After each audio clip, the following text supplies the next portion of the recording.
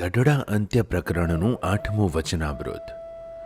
પછી શ્રીજી મહારાજે મુનિમંડળને પ્રશ્ન પૂછ્યો છે, ભગવાનનો ભક્ત હોય તેને એવો કયો ઉપાય છે જેણે કરીને સદા સુખી રહેવાય?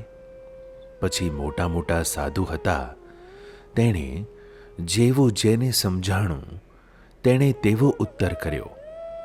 પછી શ્રીજી મહારાજ બોલ્યા છે, એનો ઉત્તર તો એમ છે જે ભગવાનના ભક્તને એક તો દ્રઢ વૈરાગ્ય હોય અને બીજો અતિશય સ્વધર્મ હોય, અને જેણે એ બે સાધને કરીને સર્વ ઇન્દ્રિયોને જીતીને પોતાને વશ કર્યા હોય, અને જેને ભગવાન ને ભગવાનના ભક્તને વિશે અતિશય પ્રીતિ હોય, અને જેને ભગવાન ને ભગવાનના ભક્તને વિશે અતિશય મિત્રભાવ વર્તતો હોય, અને જે કોઈ દિવસ ભગવાન કે ભગવાનના ભક્ત થકી ઉદાસ થાય નહીં, અને જે ભગવાન ને ભગવાનના ભક્તને સંગે જ રાજી રહે, પણ કોઈ વિમુખ જીવની સોબત ગમે નહીં, એવા જે હરિભક્તના લક્ષણ હોય,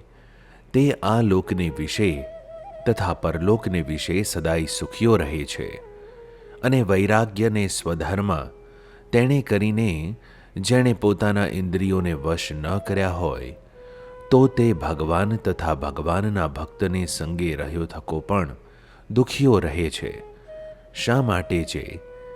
જેણે પોતાના ઇન્દ્રિયો ન જીત્યા હોય તેને કોઈ ઠેકાણે સુખ થાય નહીં, અને ભગવાનની ભક્તિ કરતો હોય તો પણ જ્યારે ઇન્દ્રિયો વિષયમાં તણાઈ જાય ત્યારે તે હરિભક્તના હૃદયમાં અતિ દુઃખ થાય છે.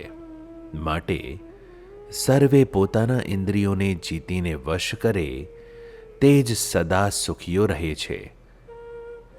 અને જેણે સર્વે ઇન્દ્રિયોને જીતીને વશ કર્યા હોય તેને જ વૈરાગ્યવાન ને ધર્મવાળો જાણવો. પણ જેના ઇન્દ્રિયો વશ ન થયા હોય તેને વૈરાગ્યવાન ને ધર્મવાળો ન જાણવો. અને જે વૈરાગ્યવાન ને ધર્મવાળો હોય તેને તો સર્વે ઇન્દ્રિયો નિયમમાં હોય, અને તે સદાય સુખીઓ હોય.